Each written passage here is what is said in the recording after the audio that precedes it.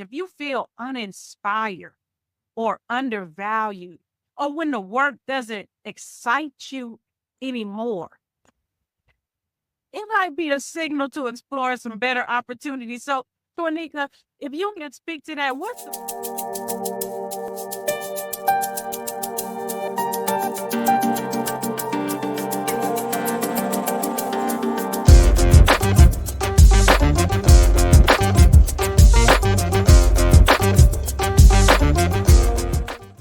welcome, everyone. You are in the right place. If you are serious about taking control of your career and making bold, strategic moves, and if you've been feeling undervalued or like your career is in a holding pattern, this is the conversation. This is the one you don't want to miss. And we're talking turning adversity into your career advantage. Today, we're going to kick this off about resilience.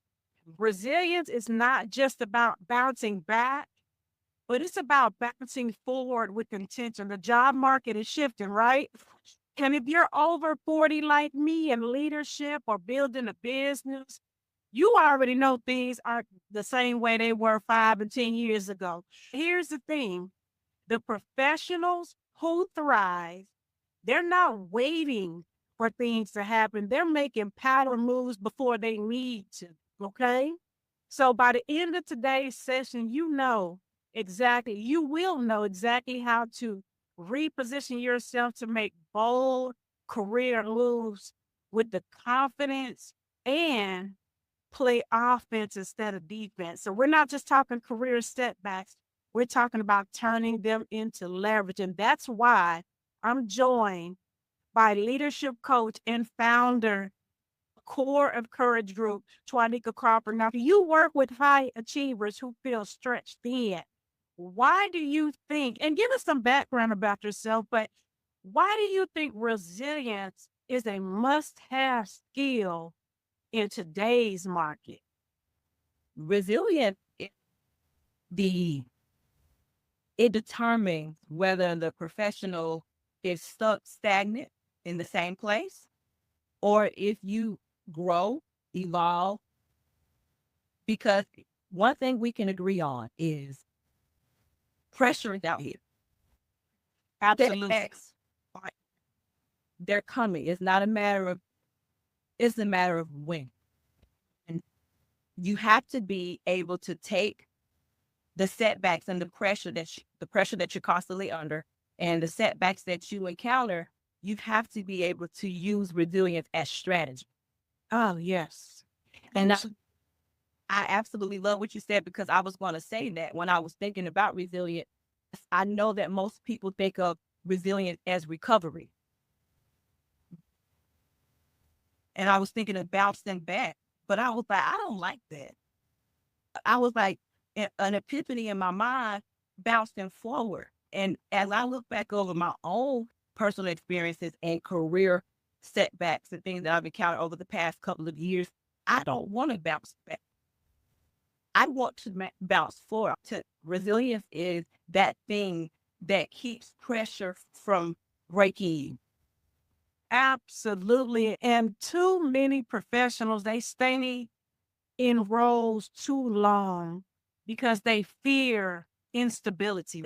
But let's be real, staying stuck in the wrong role, that's just as risky as moving, because the setbacks are inevitable, correct? Absolutely. They're going to happen.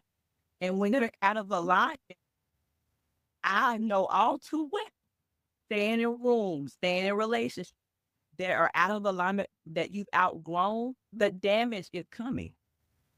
Yes. Unnecessary damage. Well, and this is why decision making is so important. Becoming a leader of self and being confident and making bold moves, bold decisions is important. You have to be able to take resilience and grow and become new and be courageous enough to create that life that you envision for yourself. Yeah, so tell us about Core of Courage Group. I mean, that we jumped right in here because this is a necessary conversation. But talk to us. Tell us about Core of Courage Group. Courage is birth. I know all too well. As I said, by maneuvering, I was the co-leader of, I was in ministry leadership alongside my husband. We had a nonprofit, and I had to walk away from him and the organization and the leadership and go back to corporate. And that was something new for me because anybody can look at it like I'm starting all the way over. I'm rebuilding my life from scratch. But I had to ask myself an important question because when I got in corporate, I was dealing with leadership challenges, being micromanaged and all those things. And I had to ask myself a question. What did these things teach me? And when I asked myself what these things teach me, I was able to be open to all of the lessons I've learned, all of the skills I've built. And now I am able to create more decisive leaders. And that's what I'm on a mission to do is, and it takes courage. Absolutely. From the core strength. And so that's where core courage come from. I've been taking my skills into the corporate world and just going into mid-level managers, professionals who want to grow as leaders and helping them take control of their decision. That is wonderful. It is a ministry, by the way, but it is absolutely necessary because we have to be real, staying stuck or feeling stuck. Like I was saying, it's a very risky spiral down cycle that can happen. And then when we acknowledge that the setbacks are inevitable, Yes. but we look at how to respond, that's what determines the next steps, right? Because a career setback does not mean failure. It means we just need to reposition. I love what you mentioned about taking a step back to refresh and to reset. To that point, I took a role. I was working for a company that suddenly closed without any notice. And then my next step involved taking a role I was overqualified for, overeducated for. And it was in a specific company that was a Fortune 50 US company. And in the 3 years, because I was very strategic, I was able to increase my salary and had 3 raises, 3 promotions by 177% was my salary increase to be exact. That was not by chance. That was by strategy. Often we are reacting emotionally instead of strategically placing ourselves and assuming that the setback has to be permanent. You gotta shift that perspective. Absolutely. It's not a dead end unless you want it to be. It could just be redirection. Come on now. That setback is giving you feedback. So that's why you have to come out of reactive mode and get into proactive mode and take that lesson, take that set and use it and leverage it to grow and create a new reality if that's what it takes. I love it. I love design a new reality. So let me ask you, Twanika, you work with high achieving women who feel that stretch. They're just thin. Absolutely. What's the biggest mistake that you see them make when they are trying to navigate this career setback? Where do they go wrong? It's the lack of believing in your intuition is what I'm noticing. It's allowing fear to keep you from making that decision, needing the perfect moment. And that perfect moment is never going to come. Is what I need people to understand. You have to be willing to, because then hesitation takes over and then fear takes over. And then that thing, you're here out of alignment and missing opportunity. When I coach and work with high achieving women, I'm saying, don't wait for confidence. Confidence comes after the action. And I said, confidence needs to be trying to catch up with your action. Then go put it in order, push through the fear. Absolutely. And that takes courage, but it comes as a result of the action. I agree with you. And that's why I stress to my clients is we have to read the room. And let me explain here what that looks like. Know when it's time to move versus build where you are, because sometimes it's not necessarily making a pivot out of a specific job. It might be going to a different role, or it may be pivoting into a different industry. So there's so many shades of gray in between. I want to share 3 signs here when you know it's time to consider a change. Number one is you've outgrown the role, but leadership may not see it. And if you're operating at a higher level than your title and your salary reflect, you are not getting your value. You're getting overlooked. It might be a time to assess your next move. That's number one. Number two is taking a look outside of the room. And is your industry shifting? Or internally, are your skills becoming outdated? For those of you watching, job security, particularly in this market, that is a myth. Yes. If your expertise is not evolving, AI is here. We got trends in the marketplace. We have political landscapes. If you're not looking at that, it's time to refocus some things. And the final thing I want to add here about reading the room is if you're constantly drained at 20, I know you can speak to this. If you feel uninspired or undervalued, or when the work doesn't excite you anymore, it might be a signal to explore some better opportunities. So, Tonika, if you can speak to that, what's the first step that you should take from transitioning from stuck to empowered? Can you give us some direction here? Yes, I would say first, excuse me, self-awareness. Because if we're not careful, we'll be in autopilot mode where we're just doing the things. A lot of times when I work with them, I'm like, why? They can't even give me a why. Like those are signs that it is time to shift.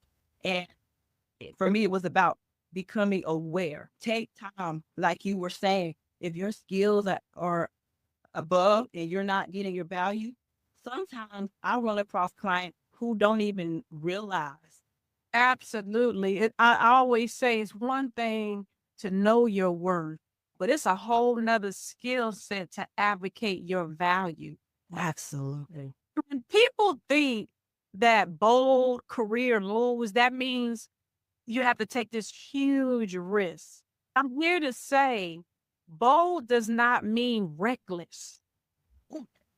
It doesn't mean reckless. It means strategic. And I want to say, particularly for those of us that have felt micro trend, the small transgressions in the corporate world that build up, right? A bold move isn't quitting or making a choice out of frustration. We don't want to be in that place. Good stuff. We don't want to be in that place. We want to have a strategy, particularly an exit strategy, before you even need it. And I learned that the hard way when I was not prepared when the company I worked for suddenly closed and I did not have enough runway to sustain my lifestyle. I knew I would never let that situation happen to me again. So to that point, a lot of people think it has to be these big leaps when in fact it's the small intentional steps that compound over time. And that's how the bold moves show up. That's why people say, oh, she was an overnight success. In reality, in the background, she's been working for 10 years to try to make it happen. You understand? You feel? Absolutely. And I love what you're saying because that proves why being decisive is so important because it's about being proactive. Because what you just explained is proactive leadership versus being reactive to life. I'm already ahead of the curve. If I'm deciding, if I'm checking in, if I'm self-aware, and if I'm hitting a target, I'm already on path. So when these things happen, I'm already, like you said, I was already working on this a long time ago. Right. Leading myself to where I see and envision myself going. There's some gems. I hope you all tapping in or catching these gems. We're talking about reading the room, understanding what's happening not only in your company, if you are in corporate, but also in the industry where you serve, and do a post check. Are the opportunities opening or are they shrinking? And you've heard Twanika say multiple times, alignment. You got to check your alignment. Does your work feel draining to you? Are you excited anymore? Or are you just tolerating? You are going through the motions. We don't want to live by default. We want to create our career by design, right? And then I got to drive this point home. Plan before you need to. The worst time to search for a job or make a career change is out of desperation. The best time is when you still have options. Yeah. So the risk is necessary. That's just part of life. But how you manage it determines whether it leads to success or those setbacks. Think when you're coaching your people, those professionals, and they're embracing those calculated risks. How do you prevent them from, I would say, for lack of better words, hitting booby traps? How can we approach changes in our professional and personal life? How can we approach that knowing the risk? I'm going to tell you, and I hope this helps.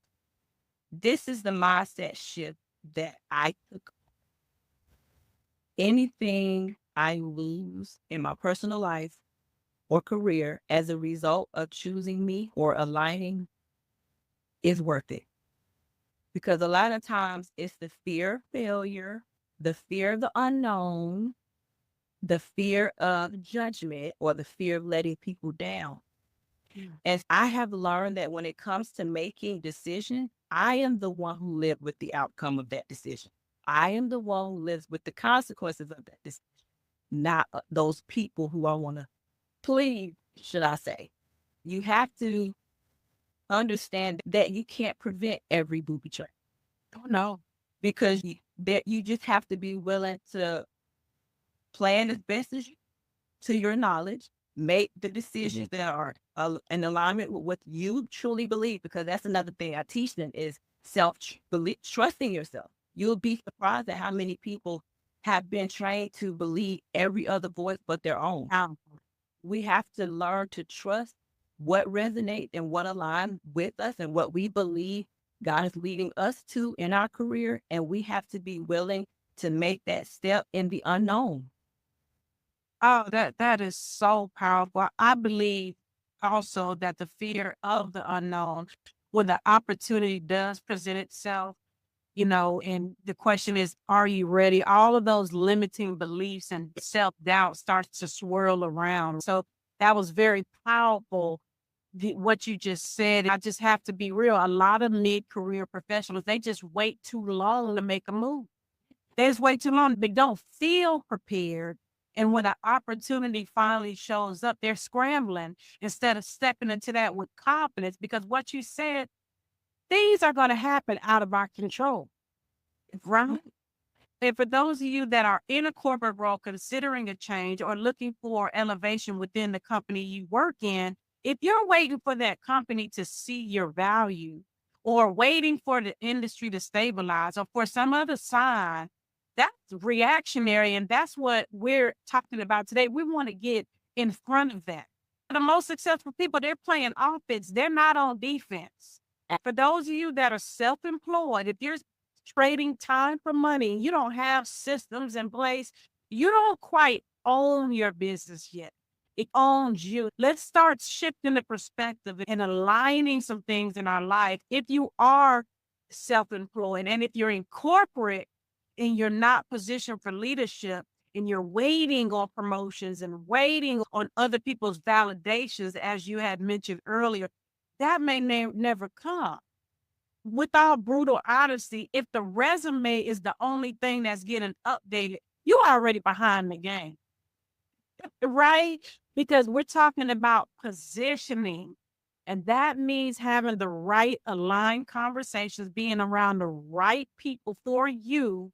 And I love what you said about muting and blocking out the noise. It's so noisy now. In this society, it's so noisy. We have to work on building the right relationships to be ready when the opportunity comes. Here's the takeaway. Too many professionals go from one high pressure situation to the next. They bounce it. Absolutely. They bounce it. And so your work, I know, is about solving the root issue. Yeah. Am I right? You are. So we are breaking the pattern of going from one burnout situation to another burnout situation, because you can't lead, you can't build, or you can't make impact if you're running on empty. where you're having these conversations with your clients and you want them to start moving. You talked about something, you kicked it off with, you got to know why. Absolutely. You got to know your why. So if you can speak to that, how can your people, my people, move with purpose? How can they get to that why? What place do you take or process do you take your clients through? One of the things I strongly believe in, and we hear it all the time, journaling, right? Really? So I remember personally where there was a time where I would journal and I literally would complain about what was going on in my life. I believe that you have to journal with intention because that's how self-awareness is developed. So I take them through the journey of asking important questions. And first thing I always ask them to ask themselves is, how do you truly feel? Most people are not aware of their emotions. That's where the reaction comes. So I teach, like you said, the core. No matter what setback you are encountering or what you're dealing with in life, it starts with you getting control of that emotion, of that fulfillment that you feel. You have to dive into why that is. You have to, and when you're honest about how you feel, and then you start stating why, now you get to emotional intelligence is taking over now. And now you're able to see what you truly desire. And then you're able to set boundaries. Come on now. Yes to the things that align with what you truly desire, and no to the things that no longer is in alignment with what you desire. It becomes easier, but it starts with you. It never starts from the external. You always have to start with you. It don't matter how, if the woman got the promotion and you didn't, it doesn't matter if you got laid off unjustly. It doesn't matter what you encounter, whether might not have been your fault, but you have to start with you. This is such an unnecessary conversation because the external factors and what you just said builds the confidence and it allows you to build up a spirit of discernment when you're sure about how you feel, whether that's through revelation or journaling or just having those internal talks.